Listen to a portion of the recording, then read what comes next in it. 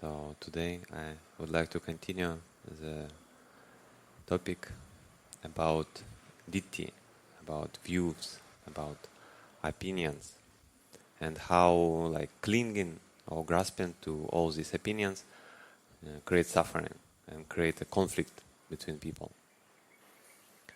So the sutta, what I like to point out, it's Māgandiya Sutta in Samyutta Nikaya, in Atthakavagga, have Māgandiya Sutta, and this sutta have some kind of story background, because it just start from replying how the Buddha reply on something, and this something commentary explains that Māgandiya, he was a Brahmin, and he had a daughter, like very beautiful daughter, and he somehow get some confidence towards the Buddha and decided to offer for him his daughter, because for him it was the best treasure what he have. He tried to offer it to the Buddha, and the Buddha replies, I would read, Disvana tanham aratin ragancha nahosi chandona pimetunasmi.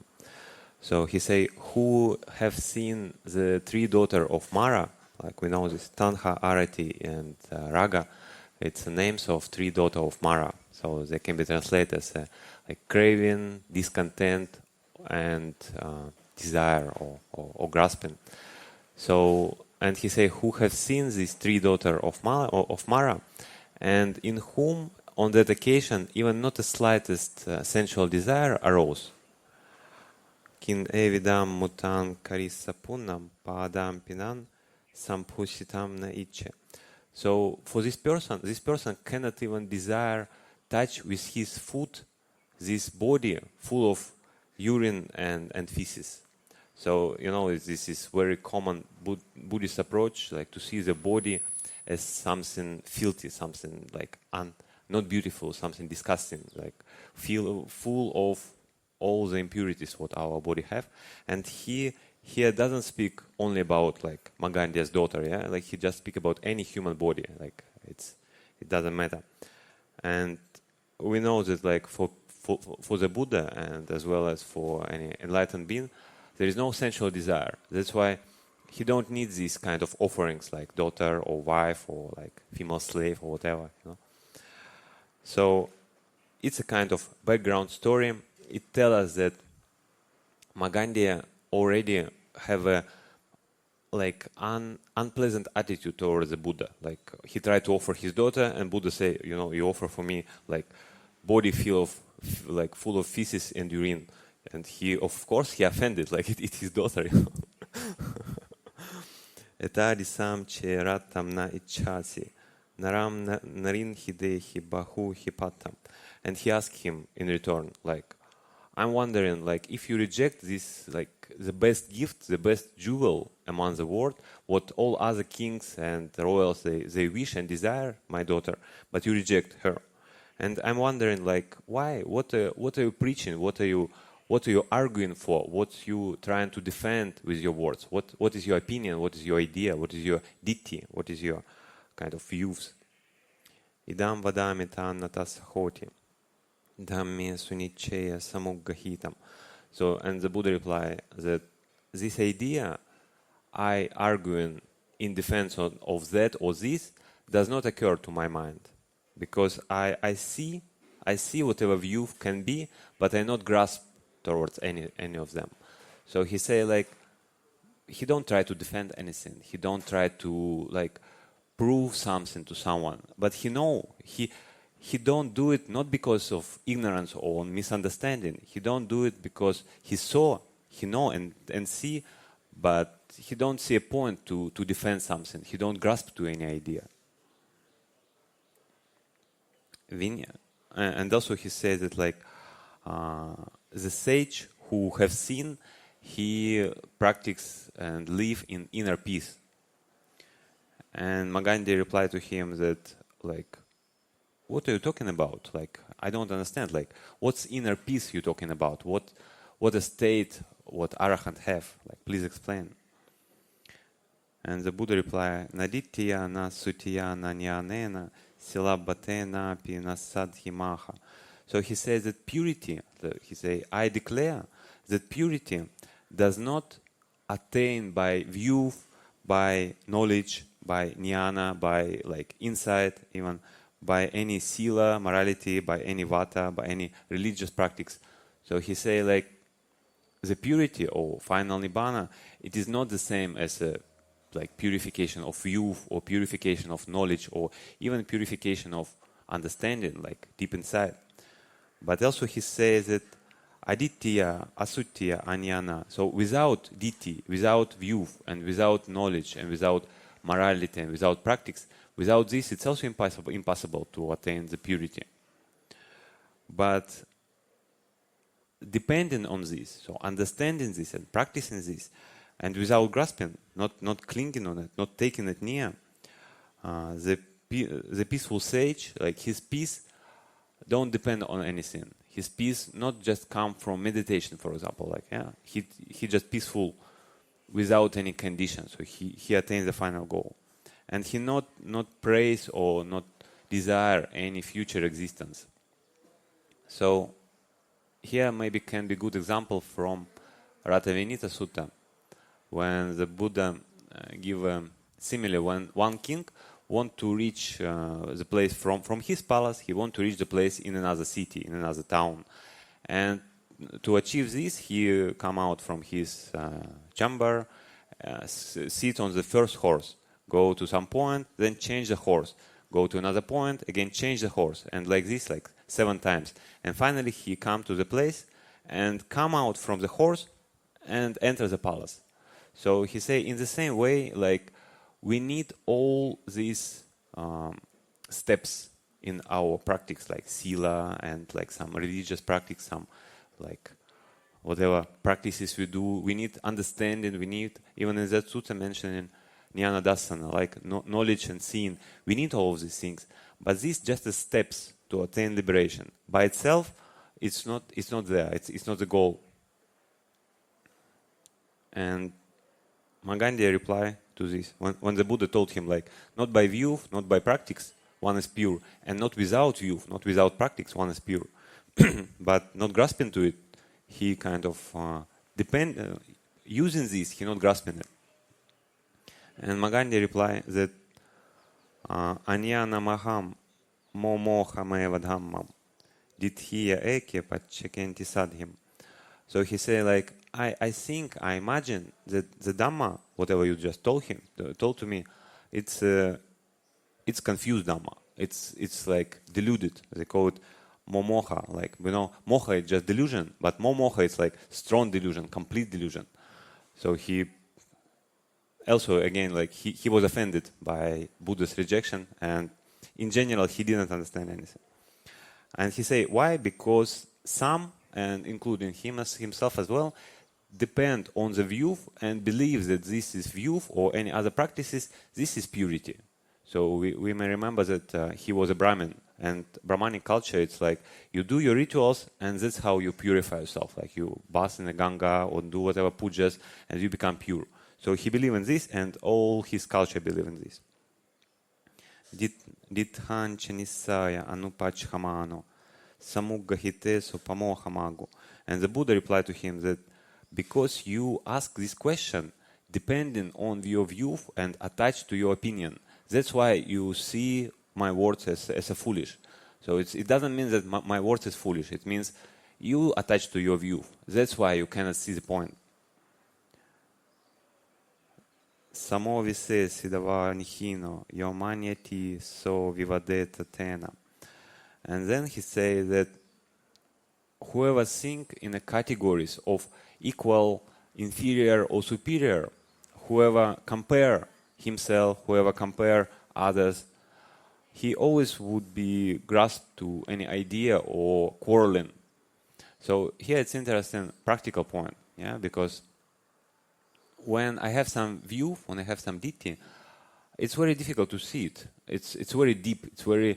It's not very rare come to surface. Usually we see just like some thoughts or ideas or feelings may come, but view or opinion, it's something what's underline all these things. It's affect all our behavior, but it's much more deeper. It's much more like fundamental. And to see that I have a view by itself, it's very difficult. Yeah. But how we can see it? Buddha say like who compare something or even myself as inferior or superior. So if I have some idea, strong idea, like, yeah, okay, here the chairs shouldn't be like this, like the distance should be much bigger, yeah? So, and I strongly I have a strong opinion about this, and I may argue with someone, oh, like, please move this chair, it's unsuitable. It means I try to compare it, like, how it was before, maybe, how it will be in the future, and it means I have some underlying view behind this.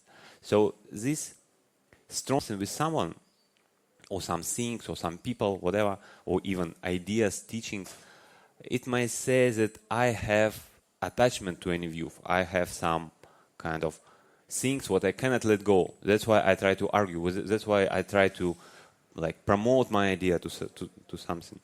Again, like it doesn't mean that when, for example, I read some book or I speak with someone who may be my future teacher, for example, yeah. And in my mind, I may check, okay, whatever he say or whatever book say, would it be relevant for my practice? Would it be helpful? Like, if I try this, okay, it would work or not? And in this way, I can choose the path, yeah? I can correct my practice. I can see, okay, according to scriptures, how I practice, it's like beneficial or not beneficial. But if I have some idea that, okay, this is true and everything else is wrong, and whoever speak against this, I try to attack him and point him his mistake, it's a sign that I need to first settle myself rather than try to point out the mistake of other person. Sachanti so brahmano kin vadeya musati vaso vadeta kena. So he say like the arahat, like enlightened person who realized that this comparison, like inferior or superior or equal, there's no point to do this. He would never like really fight for any idea that this is true, everything else is wrong. So he kind of would be, he knows the truth, how like Buddha told before. I saw and I know and I see, but I don't argue for this. So it's a kind of different level. O kampahaya aniketa sare game akubba muni santavanti. He say like this sage, like abandoning home, letting go of any attachment, he wandering without home. And in the village or in the world, he don't make any like intimate relationship. He don't attach to anyone. Kame hirita apure karano katan navigaiha janena karya. So he says that free from sensual pleasure and don't have any preferences. So he has a link that he don't prefer something what is inferior or superior or equal, and he don't argue. That's why he don't argue with anyone. So this small passage we may see in Samyutta Nikaya, in Palicanon Sutta. We have a comment by Venerable Mahakachana for this passage. So it's again not only this, but it's together may tell us that Atthakavagga and Parayanavagga and Sutta Nipata, it's a kind of earliest part of Buddha's teaching. Like among all his career of teaching, it was the earliest teaching, because we have a suttas what actually comment this sutta. And there Mahakachana explains that like the line one who abandoned the home and wandering without home, he say it's kind of a more deeper level than whoever don't have any desire or grasping towards any experience, so he abandoned the home. But whoever have a desire or grasping to any like sixth sense based whatever experience it's come, he wandering in the home. So it's not only about monastic or like household, it's on more deeper level.